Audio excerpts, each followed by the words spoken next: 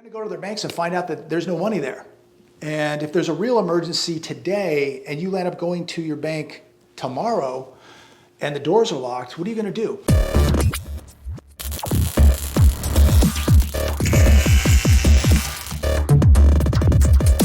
It's Saturday, April 9th, 2022. I hope everybody's having a good weekend. Wanted to make a video today, and I just wanted to discuss a little further this housing market. And there's a couple articles today that I want to talk about regarding the housing market, the stock market, the economy. Please feel free to comment down below. And please make sure to give this video a thumbs up, share this video, make sure you are subscribed. If you haven't been notified, make sure you hit the bell notification down below so that you are notified with the latest videos. But I want to start with this article today coming from The Hedge. Cracks appear in housing market as sellers begin to lower asking prices. I believe that the housing market is going to be one of the hottest topics in the coming months ahead. And we have witnessed a housing affordability crisis over the past couple years. Now, mortgage rates are beginning to go vertical, and it's going to jeopardize this housing boom that we've seen take place over the past couple years. The 30-year fixed mortgage rate right now has jumped 177 basis points and is hovering around 5%. We've already seen what this has done to the housing market currently. We've had a double whammy with rising mortgage rates and rising prices. And a couple of people have written me and they said that housing prices aren't going to come down, that housing prices are going to go up with inflation. Comment down below. Let me know what you think. But I say not so fast. What happens when nobody can afford a house? And don't tell me that institutional money is going to buy every house in America. What happens when people can't afford to rent those homes? What happens when all this institutional money begins to realize that we're in a bubble and they start to begin to unload these properties? These massive hedge funds and investment companies that help cause this bubble, buying up all these homes, because they were allowed to borrow money at literally zero and come in and offer whatever they wanted to offer to buy these homes, helping to inflate this bubble beyond anything we've ever seen before. Realtor.com reports new home listings last week rose 8% from a year ago. About 12% of all sales had a price drop during the 4 weeks ending April 3rd. That's a 9% increase compared to the same period a year ago. This is all just beginning, ladies and gentlemen. Anybody out there that believes that housing prices aren't going to come down, I think you're wrong. I think we're already beginning to see the cracks. I think we're already beginning to see the air being let out of this bubble. And what's going to happen when this begins to accelerate and people figure out that, hey, maybe they should just wait on the sidelines? What's going to happen when we're going to have less people able to qualify for a loan, as they're getting themselves into very serious financial trouble with the credit cards, as inflation is eating up their wages, as they've been forced to use credit cards to pay for essentials? They're getting behind on the car payments. They're behind on the toy payments. We're going to see mass bankruptcies here in America. We're going to see people's credit destroyed. And it's going to be much harder for the average American to go out and get a loan. No matter what the interest rates are, no matter what the prices of a home, we're going to see less people capable of qualifying for a mortgage. People are going to begin sitting on the sidelines and they're going to wait and see how this all plays out. That's what the smart money is going to do. Patience is a virtue, ladies and gentlemen. I've said this probably the last year or two, that the sales are coming. And I think there's going to be a lot of people out there that really, really look back and regret that they bought into this bubble, into the FOMO, the fear of missing out. Wall Street investment funds better watch out. They could see much of their portfolios upside down here in the future as this housing market is going to take a turn. Let's not forget record numbers of new construction, building permits pulled. We're going to see inventory increase while we see inflation increase, as we see interest rates increase, mortgage rates increase, the increase to borrow money, right? It is going to cost more to borrow money for a car, a mortgage, to pay on that credit card. It is going to cost more money to borrow money. How many people right now have second homes, and when do they begin to figure out that this whole thing is turning, and those second homes are the first ones to go? The toys, the RVs, the boats, they all go with it. We're going to see a lot of things going up for sale. We're going to see inventory in RVs and boats and cars and homes, commercial real estate, land. We're going to start seeing it. And what will follow after that is a price correction. And prices are coming down. Another article today coming from the hedge, David Stockman. I love David Stockman, brilliant guy. The coming stock market crash of biblical proportions. He says the Fed has a very urgent decision to make. It can't keep printing trillions of dollars, let inflation skyrocket, or tighten monetary policy and watch the stock market crash. In other words, it must sacrifice the stock market or the dollar. David Stockman said, I think it will crash the stock market whether it wants to or not. The Fed has printed itself into a hellacious corner, he says. We are now in a world where inflation is headed for double digits. Well, in all reality, it's probably around 16, 17% right now. If you go to shadowstats.com, it's 16.05%. But if we see the official number hit 10, 11%, then you know we are well beyond 20% here in America. Mr. Stockman goes on to say, I think they're going to have no choice but to throw on the brakes much harder than the market is expecting, much harder than they would like to do. There is no other choice. Now, a lot of people say don't fight the Fed, but immediately, as soon as they put the brakes on these markets, people are going to fight the Fed. Now, when it's going up, nobody wants to fight the Fed. As it goes down, as the markets go down, they're going to try and fight the Fed. But the Fed has no choice here. And I hope that David Stockman is right here, that they're going to make the right choice, save the dollar. The central bank, the Federal Reserve's primary job is not to save the stock market or the housing market. It is to protect our currency, protect this economy. And we have been sacrificing the economy for the stock market. Now I believe we're going to see that reversed. And there are still people out there that believe that we're not going to have a rate hike in May or June. They said we weren't going to have one last month, but they were wrong.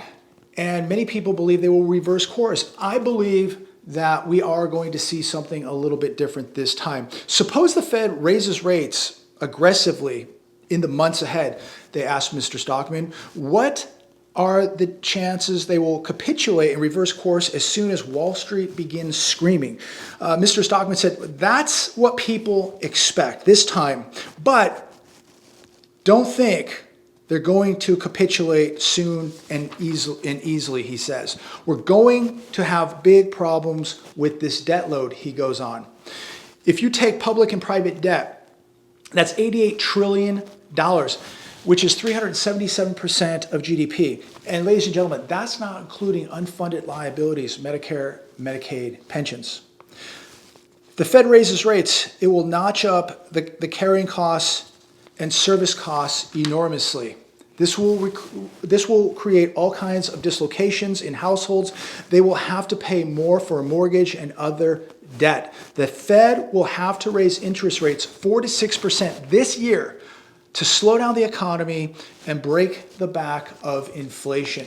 And that means that it will continue to go up, and the interest rates will have to continue to go up in 2023.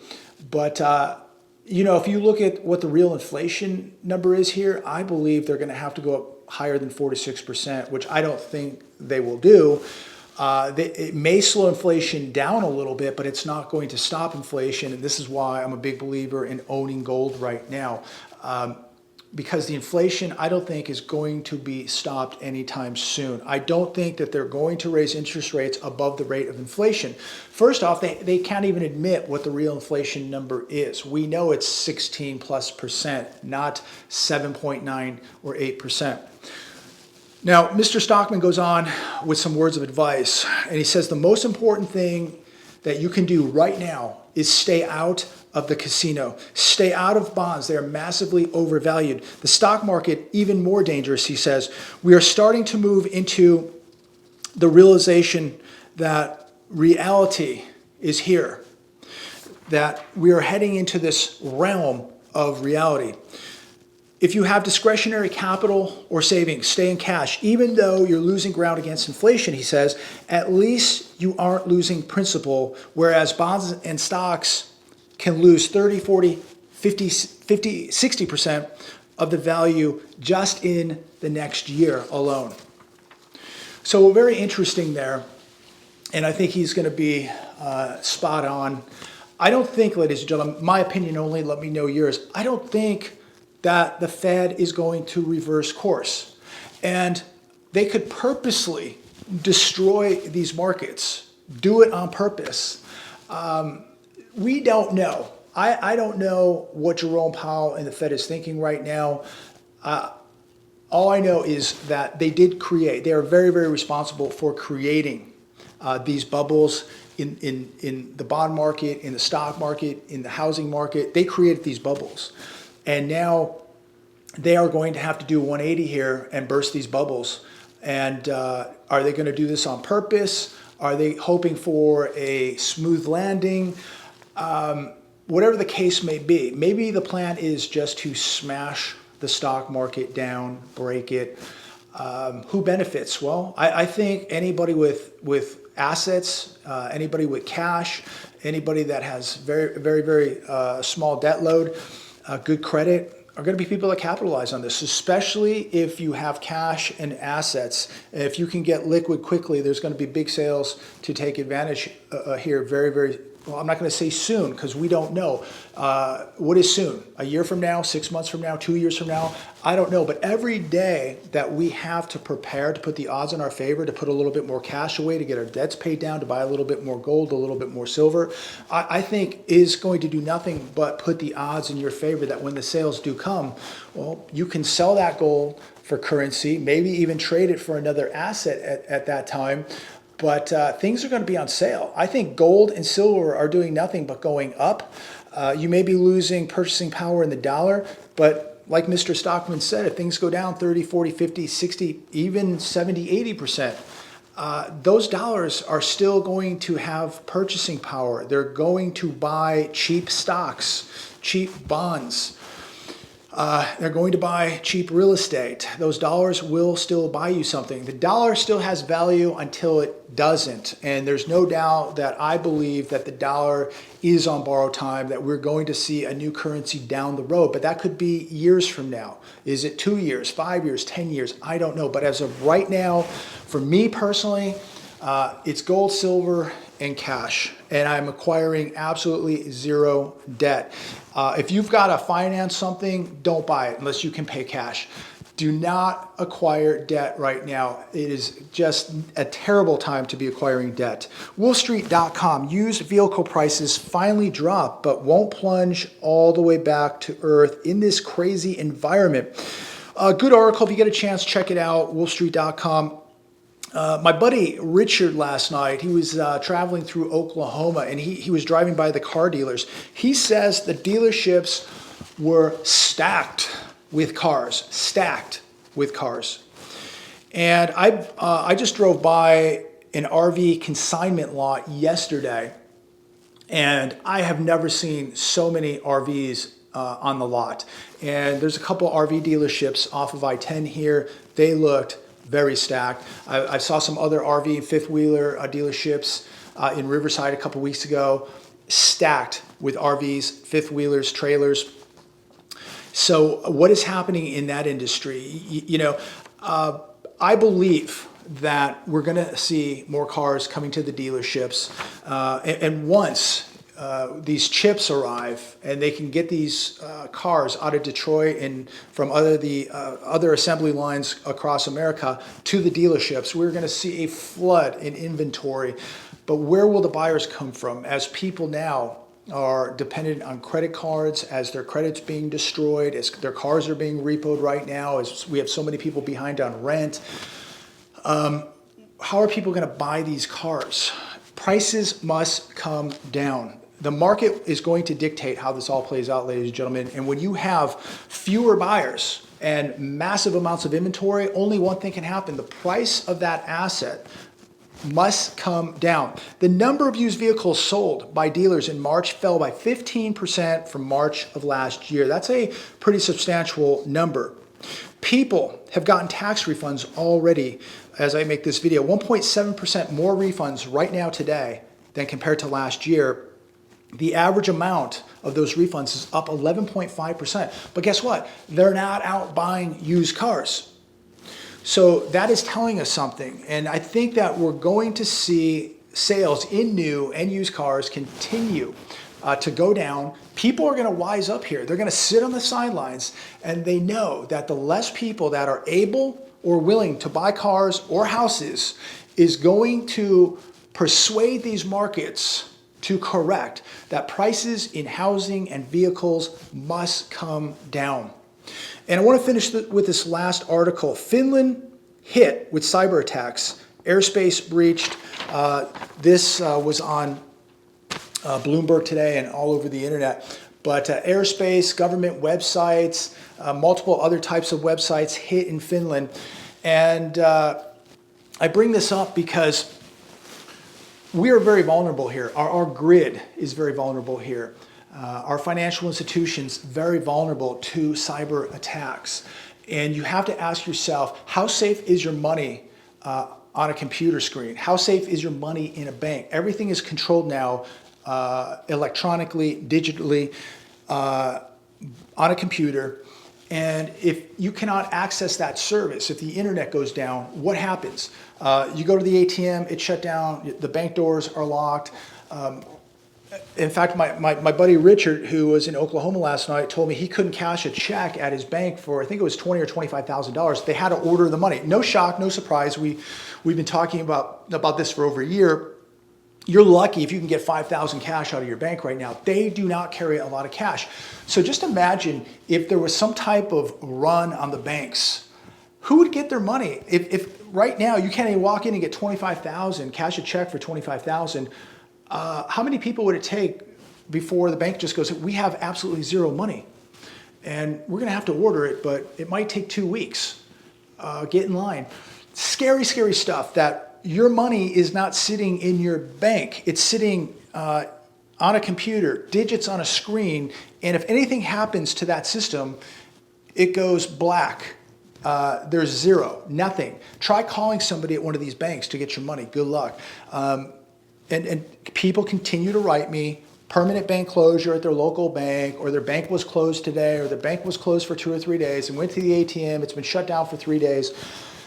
And it just goes on and on and on. And you know what? Nothing really bad has happened yet, right? Nothing really bad has happened. But what happens when we begin to see some real chaotic times happening in the financial system, the economy, the stock market? People begin to get nervous. Guess what they're going to do? They're going to start pulling money out of the banks. And they're going to go to their banks and find out that there's no money there. And if there's a real emergency today and you end up going to your bank tomorrow and the doors are locked, what are you going to do? So careful. I'm not telling people to close their bank accounts or don't keep any money in the bank, but be cautious with how much money is in your bank and how much you're keeping there, especially if you're keeping anything in a safe deposit box. That's a big no-no. These things can be shut down instantly. And we can go on and talk about bail-ins. You know, your money is not your money as soon as you put it in the bank, ladies and gentlemen. It's their money, and they're going to look out for their best interests, not yours. So be very, very careful. If you have to keep your money in a bank, don't keep it all in one bank. I have another friend, and he has a substantial amount of money, and he's not comfortable keeping it at home. And so he's put it in 10 different banks, and he's researched those banks and feels pretty comfortable in those banks, but also knows that there's a counterparty risk there. And he is definitely now putting money in other locations and has purchased safes and now is acting more like his own bank. And I think that's what we really, really have to do, is be our own bank, our own central bank, because there is very, very serious counterparty risk keeping your money in these systems on a computer, electronically, or depending on your bank being open, the doors being open, somebody picking up the phone. So this could all be a nightmare overnight. All it takes is one event, one cyber attack, something to blow up at one of these big banks, and you got a bank run, and you're going to have 500 people at the door and nobody in the bank. And they're just not going to be able to get you your money, period. I mean, right now, you can't even get $20 or $25,000 check cashed. Again, lucky if you can get $5,000 out of your bank if you went in there with if you went in with a check today. So I don't know. That doesn't make me feel too comfortable. I don't think it probably makes you feel too comfortable. So don't keep all your eggs in one basket. I'm going to leave it there today. Have a phenomenal weekend. It's a good weekend to continue to prepare. Make sure you're putting some food and water away. Make sure you continue to work on your security, and just make sure that you have the essentials, that if there was a cyber attack, if the lights went out, if the grid went down, if you were going to be on your own for the next couple of weeks, how would you do? Do you have what you need right now? So I'm going to leave it there. God bless every one of you. Please share this video, and I look very, very forward to talking with all of you very soon. Have a great weekend, and God bless.